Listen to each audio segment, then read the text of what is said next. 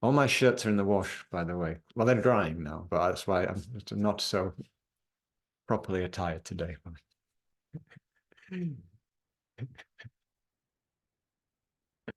What is to be properly attired? Anyway, this is a kind of mountain, I guess, mountain piece of apparel. Exactly. Yeah.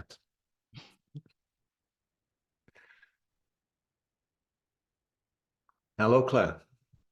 Hello, James. Good morning. Namaskar.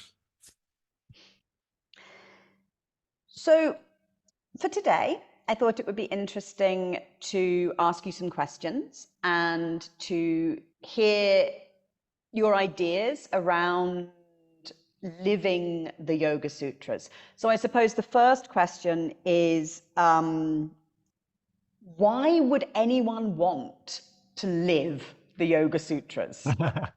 Yeah, when you say it like that, it's like, yeah, why do you want to live a text? Yeah. So, well, when I was first studying the Yoga Sutra, I was very fortunate. So my teacher, he's called Larry. He's an American person, but age 15, this is back in I think it was the early 70s, or maybe it was even the very end of the six. No, it was in the 60s, maybe. Anyway, when he was a teenager, back in the 20th century, 50, maybe 50 plus years ago, he went to study with Maharishi Mahesh Yogi on Lake Lucerne in Switzerland. And he was 15 years old. And for the next 3 or 4 years of his life, he was around Maharishi a lot when he was teaching Vedic science, pretty much in a very intensive way and traveling, doing these long, intensive trainings in Switzerland and then also in India. And then Larry later became a disciple of Swami Laxmanju, who Maharishi Mahesh Yogi referred to as the greatest living example of a God-realized master. Um, and so when I first studied the Yoga Sutra, it was with Larry, and I, my recollection was in the very first session when he spoke about the sutra. It was actually part of the teacher training program I did in Thailand quite a long time ago. And it was the only time Larry taught in this way on a public course. But as I recall it, I think it was in the first session, he said, so sutra means stitch. It also means thread. And the Yoga Sutras are the stitches that weave together the fabric of unity. And I was like, that sounds like, that sounds like I should pay some attention. And I already had been paying attention because once I started to get into yoga, I was like, wow, this is amazing. It's having such an impact in my life. And I wanted to learn more. So I go to the bookshop. I was living in Bangkok at the time, and the English language bookshop. And I looked for the books on yoga, and there were quite a few. And I bought, I don't know, 3 or 4. And one of them was a translation of the Yoga Sutra. And I, you know, diligently started reading it.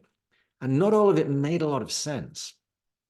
But when Larry spoke about these teachings from within the Indian tradition, as within those lineages that he'd been totally steeped in when I met him for 30 years, like he is a very unusual person. He has a 6-hour practice and a meditation practice. He's dedicated his life to what his teachers gave him. And when he spoke about the Yoga Sutra and the Bhagavad Gita, they just came alive in a way that was, I'd already sensed, I knew that there's a lot in this book that I'm not getting.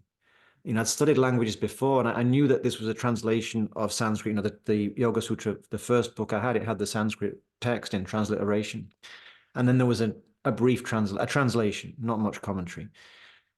And I knew, this translation isn't representing the whole Sanskrit text. I can sense that. I know this is a language that it's difficult to translate it in this form.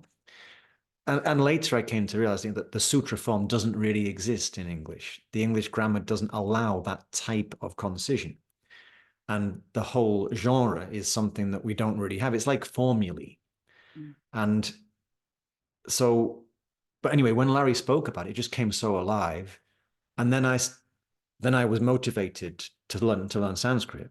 And then I spent quite a lot of time with the sutras. So with Larry, after that initial introduction, after the training program, I continued studying with him, and we did the Yoga Sutra. Like when I say we did, we we went through the sutras for more than a year. Like once or twice a week, we would meet for 2 or 3 hours, and we would go through the teaching. So this was something I was very interested in.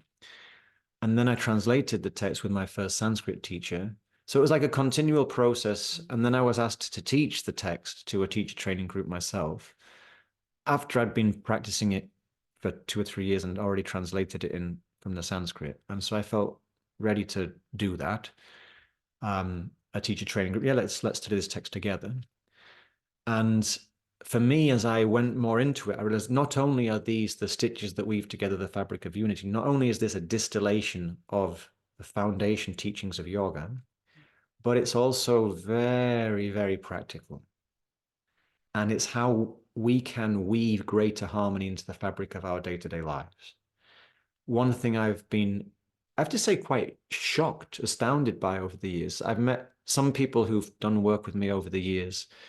And let's say we did a retreat and we were studying chapter 1 of the Yoga Sutra. And sometimes people would say things to me like, "Oh, I'm just so we're so amazed. We did this training or we did this course with this teacher, and we'd got this understanding that the Yoga Sutra was really just for renunciates or people who live in seclusion and didn't have much to do with our lives. And now we realize, wow, it's so practical." And but I realize there are these, what I would say, significant misperceptions and misconceptions of the Yoga Sutra. And for me, the yoga of the Yoga Sutra and the yoga of the Bhagavad Gita are not different yogas. These texts are totally complementary. But what we have in the Yoga Sutra, as I understand it, this is the distilled foundation of the yoga teachings in sutra form. So it's the most distilled form. And it's the foundation teaching. It's a public teaching. It's safe to work with. It meets us where we are, and it encourages us to keep meeting it where we are. So it's this gives us a robust, reliable frame for inquiry. My teacher Larry also said, in those early sessions, one of the students in our group, it was such a lovely group and it was a magical time in my life. And one of the students, she asked in one of these amazing satsang sessions that would be every Sunday during the 8 months we were doing this course, or almost every Sunday during that period. And she asked, if God or existence really loved human beings, wouldn't there be like a practice manual for a human life, an instruction manual, a user's guide? And then Larry laughed and said, yeah, there is. It's called the Yoga Shastra. And in the Yoga Sutra and the Bhagavad Gita, it's right there. It's a manual for how to navigate the amazing opportunities of a human birth.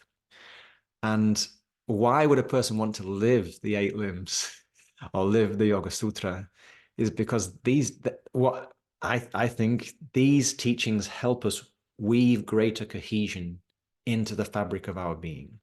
And my experience, and pretty much everybody I've ever asked agrees, when I feel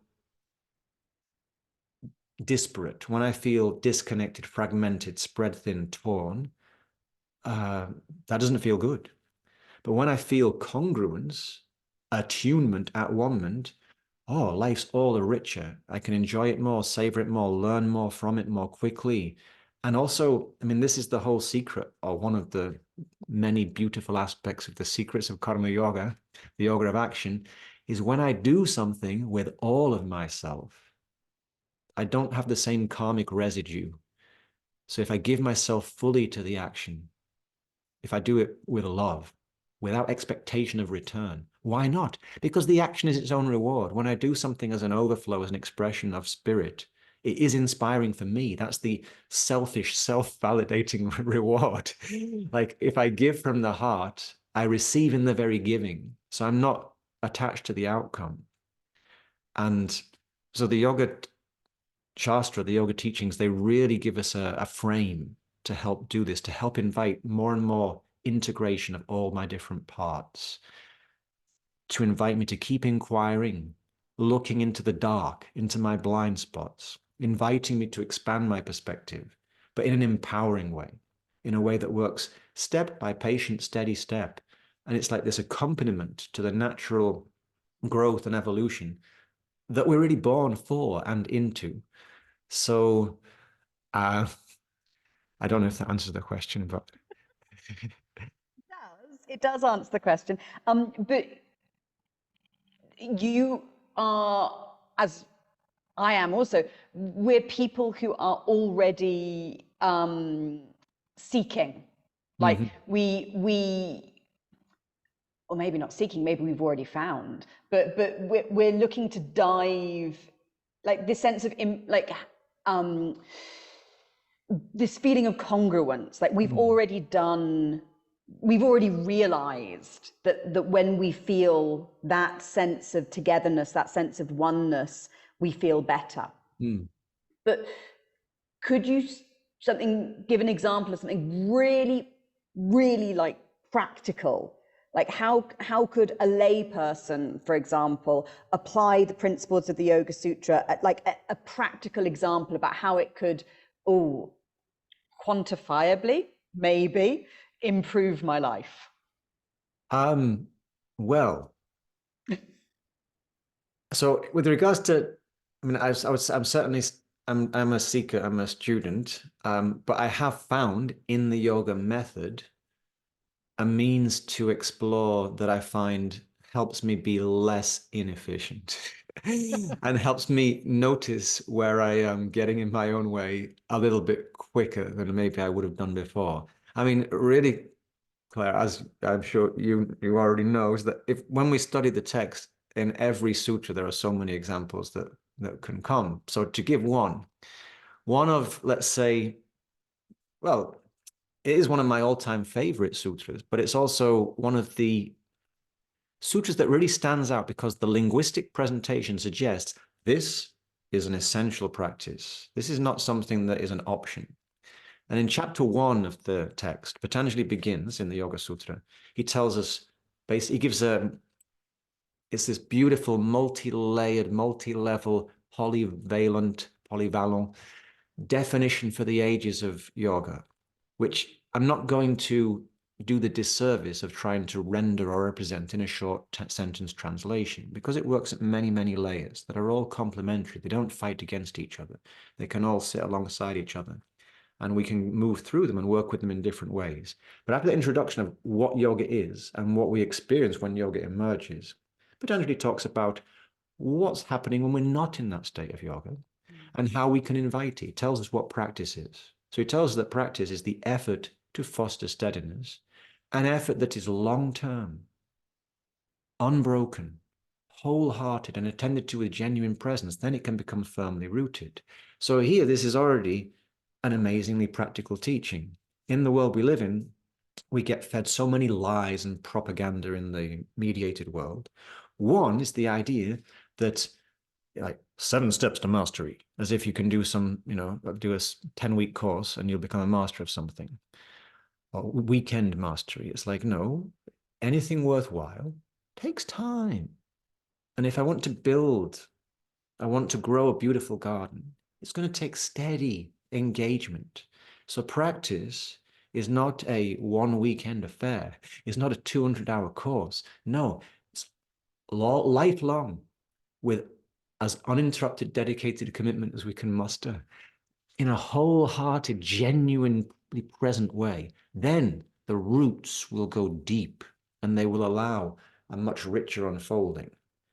So I would say this is already an example of a very practical thing. It's like if I want to grow, it would perhaps help me to invite myself out of the expectation that change is going to come like that.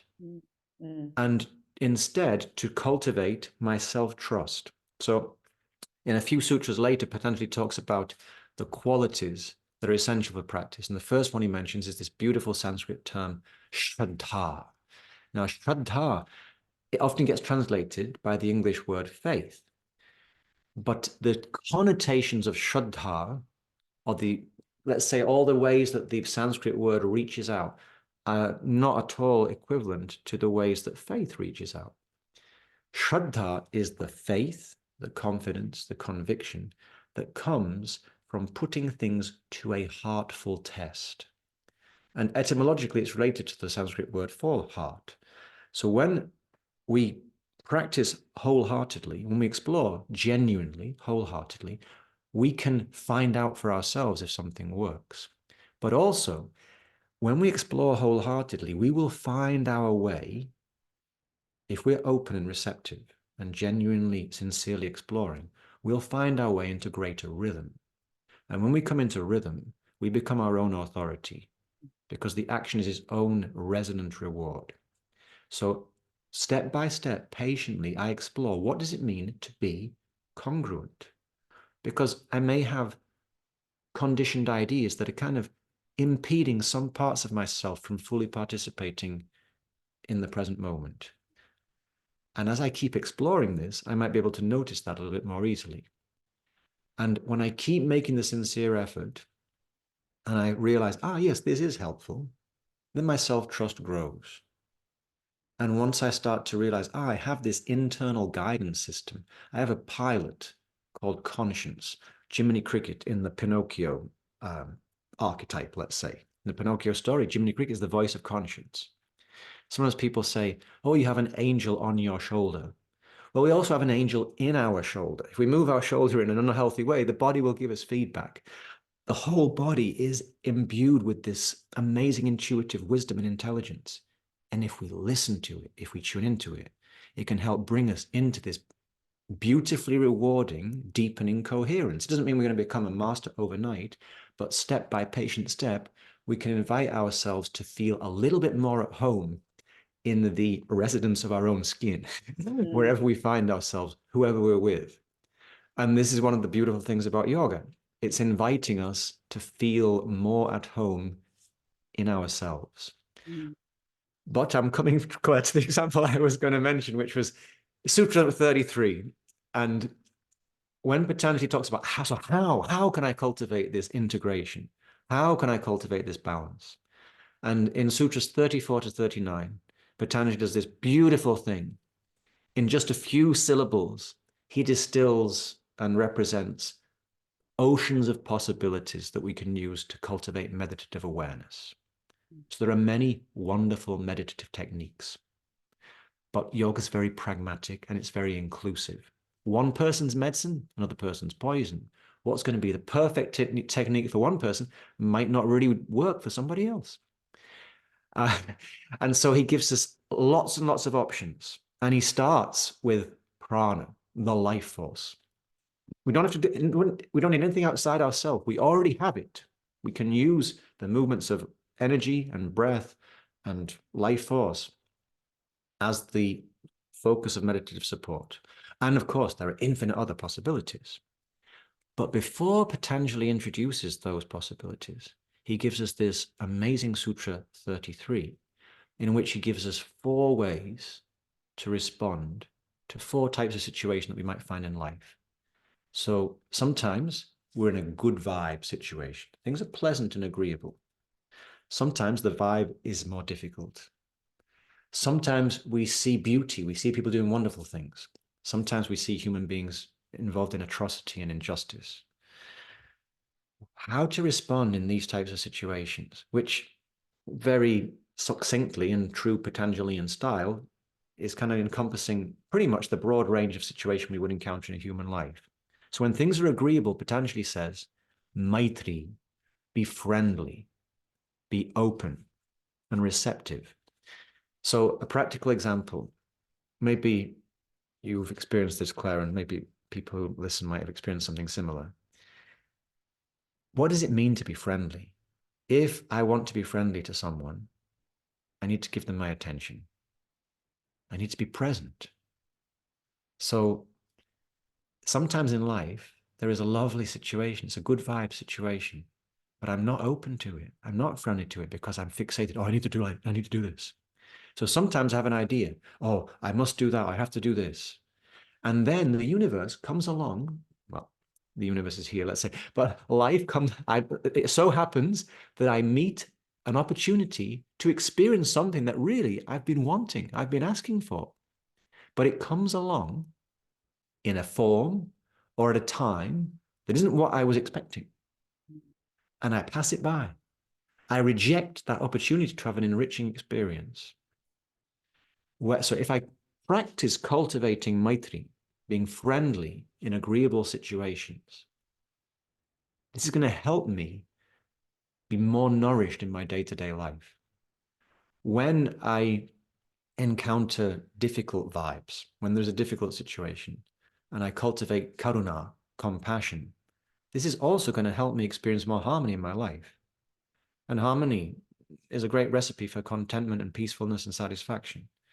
When I see wonderful things, people doing great things, Patanjali says, mudita, let it fill you with joy, let it lift you up, let it inspire you. Now, if I practice being friendly, open, receptive, warm, when things are agreeable, pleasant, and nice opportunities come to me, when people are well disposed to me, when the situation is agreeable, if I accept it, if I notice it, if when things are difficult, I practice compassion, if when things are wonderful, beautiful, people doing wonderful, virtuous things, I let it fill me with inspiration, how am I going to feel about life, humans, and the world? It's not such a bad place after all. Yeah. Then what happens when I face horror, injustice, and I see, like, for example, I see genocidal behavior, I see massive injustice. If I see those things and I lose myself in despondency, in despair, in helplessness, in anger, or in rage, what happens to my capacity to respond? It gets so diminished. And I get so contracted. So the idea of when we encounter these things, these horrific things that are part of life, we can meet them with equipoise, with equanimity, and give ourselves a chance to respond as skillfully as possible. So this is the basic foundational practice. This is how, but this is also, it's not just a prescription for practice, it's a description of the established yogin. Yes. So if it so happens that lovely things come along, but I'm not open and friendly, when difficult things come along, I don't overflow with compassion. I see people doing wonderful things and I think, oh, I'm so terrible in comparison, or I feel envious, whatever. Or I see terrible things and I feel just overwhelmed, or I get so shaken I'm unable to act skillfully. I realize, I'm not established in yoga. So I can take recourse to techniques and methods of inquiry that can help me find my way back to my true center. Not the center prescribed by somebody else, but how to work with the field of my own being. And so then potentially gives us a method, or let's say the sutras distill or represent an ocean of technologies or methods or means that we can work with to help us come to our own center. It's not about becoming anything that we are not. So that sutra, I mean, I have spoken about it at much greater length before, and I'm sure I will again as long as I'm alive. It's such a practical reference because I can check in with it. Did I really appreciate the friendly things? That's a very simple thing, friendly thing. For example, I go out for a walk in the morning and the weather is doing whatever it's doing. Maybe that particular weather, whether it's my favorite type of weather or not, is going to reveal some beauty in the environment, in the natural environment, in the human-made environment. And I can appreciate that. I can allow myself to receive that beauty. When I allow myself to receive the beauty that's all around me, what happens to my morale? What happens to my vitality? It gets a little tonic. So it's a very practical, this is a practical way to live. To live with a nihilistic, despondent attitude is not a practical way to approach the gift of life. When I encounter difficulties, if I get down on myself or I get scathing about others, does this ever lead to anything constructive in the short term? No, it just exacerbates the negative vibe. So when I experience those things, let me cultivate compassion. Might be difficult, let me practice it. Yeah. Then when I see people doing wonderful things, now in the world, we're both natives of the country that is sometimes called England, or got various names, but we are familiar with what's known as the tall poppy syndrome. So when somebody is rising up and doing something great, people want to shoot them down, cut them down. And this has many variants. I have friends from many countries. I've lived in many countries over the years, and England is not the only country where this is a prevalent phenomenon.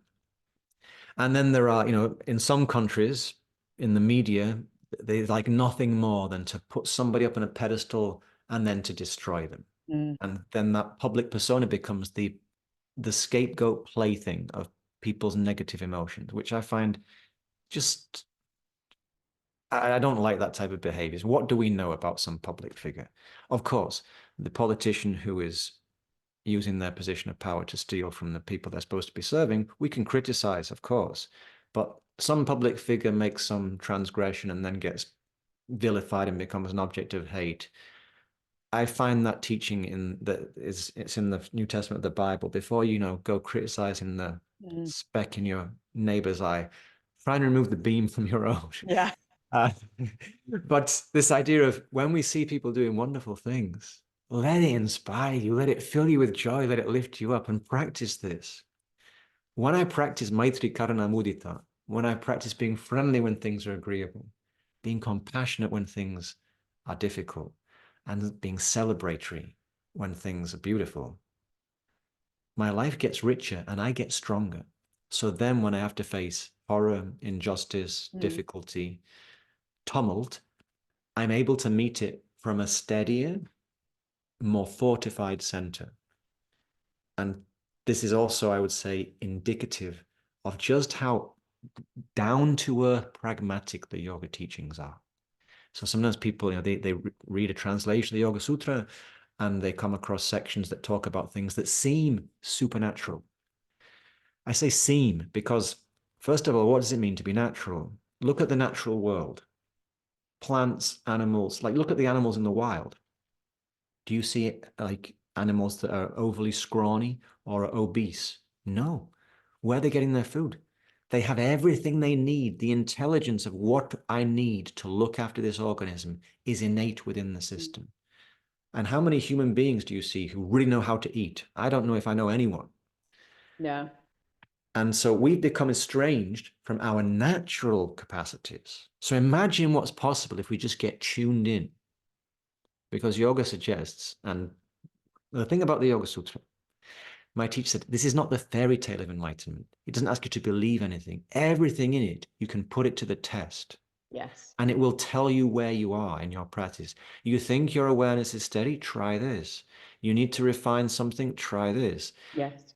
And when things go wrong, it's already prepared. It's telling you, it's got like guidance. One way I sometimes describe it is that the great masters who've gone before, they've left us a map and a compass. The Yoga Sutra is a compass. And the map that it describes includes dark, uncharted territories because we're going to have to go into them. All the masters have told, they say the same. You have to walk your own path. But these principles, they can help you go into the unknown with more steadiness, with more preparedness, and with a frame that's going to facilitate that ongoing inquiry, even as your awareness becomes more refined, even as we notice things about ourselves and our tendencies that might be difficult to stomach or difficult to process. They give us a support system to do that work in that steady, continuous, lifelong, ongoing, gross to subtle, ever refining, deepening, and evolving way. So one of my other questions was to ask you if you could choose one sutra. Mm. I'm supposing that you would therefore be working mainly with 133, sorry, if you had to choose like one sutra, which I know is a terrible. I've been thinking ever since I wrote that question for you. Sorry, just while you're thinking, I'll chatter. So ever since I wrote that question for you, I have been trying to come up with an answer myself, and to choose one sutra that I would live by. It's a very, very. I'm not sure if it's possible. So I'm interested to know if you think it's possible. Well, the thing that comes, Claire, is that, it's when you asked me that question before about making it practical, and I was coming to 133, I started at the beginning and I mentioned like several sutras along the way. And I think that the sutras that I find the ones I refer to the most in terms of day-to-day exploration and practice and trying to check in and observe, where am I falling down? Where am I getting in my own way? How can I help myself a bit more here? How can I show up better here. 133 and 120, which I also referenced, where Shraddha is the first word of Yes. Sutra 20. I'll say a bit more of that in a moment, perhaps, but is what I find the more I've worked with the text, is sutra, as I mentioned, it means stitch, but it also means thread. And how my teacher described it, these are the teachings that weave together the fabric of unity. And then these are the teachings that can help us weave greater harmony into the fabric of our lives. So we weave. So it's like this, it's the thread. So the thing about the sutras is that they go in from the beginning, there's a continuity. So if I pick a sutra that's some way into the text, it goes both ways. It links all the way to the end of the text. It links back all the way to the beginning. So, I mean, certainly Sutra 133 is definitely in my all-time favorites, without any question. But also Sutra 20, when Patanjali tells us these 4 qualities or attributes or aspects of experience that are essential for practice.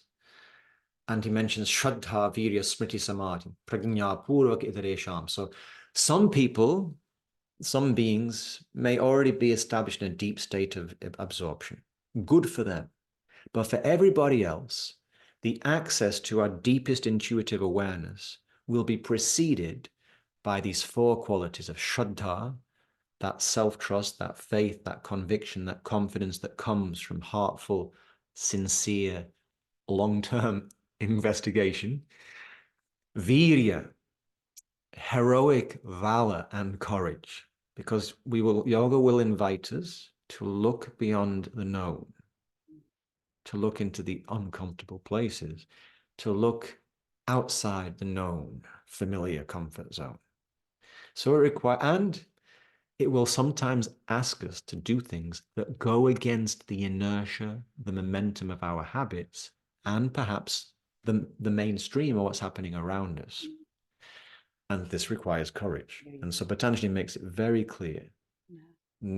Courage is absolutely essential for practice.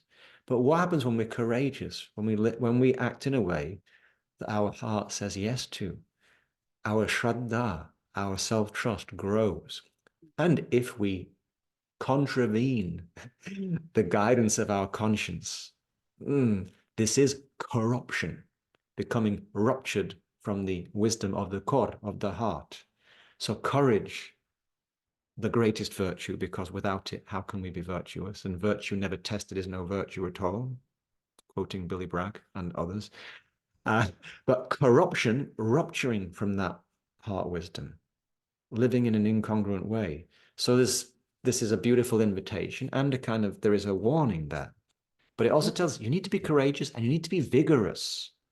So look after your vitality. So this links that, like I mentioned, every sutra reaches in lots of different directions. So for me, when I think of Sutra 120, it's really pulling in all of Yama Niyama from the Ashtanga section of these guidelines for, I could use the Yama Niyama, there's 5 of each, as a 5-spoked or 10-spoked wheel. And the hub of the wheel is the place where all of those beautifully supportive, practical principles that are encoded in Yama Niyama can help me find my way to what is the genuine expressions of my conscience, rather than a strategic, tricky mind, miasma idea. And then 120, Shraddha, Virya, Smriti, Samadhi. Smriti means memory. Yoga is about remembering, bringing all the members of myself back together. And this is what the 8 limbs are also about. This is what the practice is about. And then samadhi. I need to cultivate samadhi. I need to keep inviting myself into that gathered state as best I can. Because the world, with all its infinite variegated wonder, beauty, and creative capacities, will constantly offer its beguiling ways to pull my awareness hither and thither and exacerbate tendencies that could perpetuate or bring new forms of fragmentation.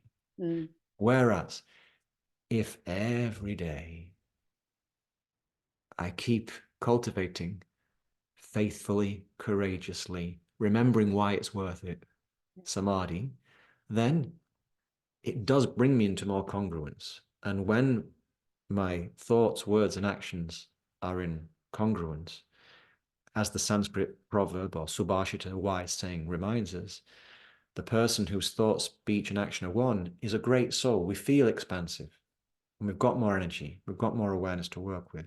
Whereas if I participate in the perpetuation of habits that fragment my thought, word, and speech, I'm not helping myself. Mm. So this Sutra 120 for me, it links forwards and Yes. back through the whole text. So I think, and if another day I might pick a different sutra, but those two, Sutra 120 and 133, are very foremost in the way I interact with the text day to day. I have a friend in Canada who has on his left forearm, he has Sutra 133 tattooed. And he said, well, and I saw him after he got this tattoo, and he says, well, I wanted it where I could see it. So it's right there to remind me how I want to respond. So I don't have it tattooed on my skin, but there's the idea when we study the text, we can imprint it, we can install it into the fiber and fabric of our being. So why would a person want to live the 8 limbs? The idea is, as we do our best to embody the practice, to embody the teachings, to install them deep into the fiber of our being, that's when they become woven into the core of how we engage with life. And in my experience, they've certainly helped me bring more harmony into my life. Doesn't mean my life is the epitome of harmony, but it's helping me. It's like I have friends who one person I was in India, we were studying Sanskrit together. This person wasn't a yoga practitioner in the sense of going to do doing yoga techniques. I think she did learn to meditate while she was in India, but when she first came, and this was in Mysore, where there's a lot of people who she encountered who were doing Ashtanga Vinyasa yoga. And she looked at some of these people and she didn't like what she saw. She saw people behaving in ways that she thought, what's this got to do with yoga? She thought it doesn't work. I said, hold on, wait a minute. You don't know where the person started. That's true. It's like, don't judge the system by the person who's like, it's anybody can approach it. Don't, so it's like, is it helping me day to day? It's helping me feel more sad, more chit, more anand. It's helping me feel more present, more aware, more conscious. What does that mean? Noticing when I'm coming away from my center more quickly than I used to, and more ananda, a little bit more steady, a little bit less prone to being pulled this way and that by the coming and going of the pairs of opposites. And if it's doing that, it's working. And certainly those two sutras, 120 and 133, I find them really helpful references to help me navigate the uncertainties, or let's say the predictably unpredictable vicissitudes of life. Yes, indeed. Yeah, 120 has always been one of my favorites. I like the, like you say, I like the acknowledgement of the need for courage. And I really liked the way you described Shraddha there, because faith is not an adequate, this is one of the reasons why I really enjoy studying with you, and I really enjoy just conversing with you, because my understanding of Sanskrit is that as a language, it's so rich and so vast that to have like a one-word translation is deeply unsatisfying. And I really enjoy the way that you like the word is so expansive. Like whatever the word is that you are choosing to talk on, you manage to expand it, and it becomes something that is applicable to anyone, or there's always something there. Like you're very talented at finding ways into words and into language and into making these teachings very, very relevant. And there's something there for everyone. Thank you, Claire. And I think that's the idea of living the teaching as well. Yes. It's like, you know, the way I understand it is these, because to translate the sutra, the whole, this, like I sometimes say, sometimes I've been given a novel to read by a friend. This it's a good read, or this is worth reading. And usually, if I read a novel and I really enjoy it, I usually give it to somebody who I think will enjoy it. But there are other types of book that I don't give away because I know I want to keep referring to this. So one example could be Marcus Aurelius's Meditations. It's nice to refer back to it. Yoga Sutras like that, and then some. So when it's not like, oh, I read the Yoga Sutra, that's a pacey page turner, and now I pass it on. No, it's a mirror. So the Yoga Sutra and the Bhagavad Gita, I often describe them as miracle mirror texts. Every time we look into them, they're going to meet us where we are, and they're going to reveal something new if we meet them with an inquiring, sincere attitude. Mm. And so this is the art of living the text. The sutra Vishwatomukha is one of the way that a sutra text is decided. It must be this if it's a sutra, and it means it shines its light out in all directions. So we can think every sutra is like a lighthouse. If we think of life as an ocean and we're crossing it or we're on it, and we're in our vessel, wherever we are on the ocean, the lighthouse will illumine our way relative to where we are. So I continue through life. I'm in a different place. I look at the sutra again. It gives me new guidance. So one aspect of the faithfulness or the confidence or conviction or self-trust of Shraddha might be particularly pertinent when I look into the text this day, or I consider the text at this juncture of my life. And then it may reveal other things at different moments. And so this is why I feel it's so helpful to really explore and dive into these teachings, to install them into the fiber of our being. One of the people who's worked with me quite a lot in recent years in the ongoing online courses, she says one of the reasons I really love this type of work is it keeps the teachings front of mind. So when I'm dealing with, she gave at the time I spoke to her about this, she'd had a difficult situation with, there was some work being done on a house that I think she was leaving that house, and there were some difficulties, and so she's so having the teachings front of mind helped her navigate this difficult situation. And when we enter into the text, one way I think of it is, what I'm aiming to do is to invite people to meet the text. Mm. So you can actually encounter it and get to know it, to realize it's not like, this isn't something I translate and I've done it. It's like, we've done the Yoga Sutra when we're established in Kaivalya, when we're established in all oneness. Until then, we can work with it. We can do it once and do it again and keep doing it and keep exploring it. It's an ongoing process. It's a text to be lived, and this is the traditional way of studying it. It's to practice it. We look into the teachings and we explore them.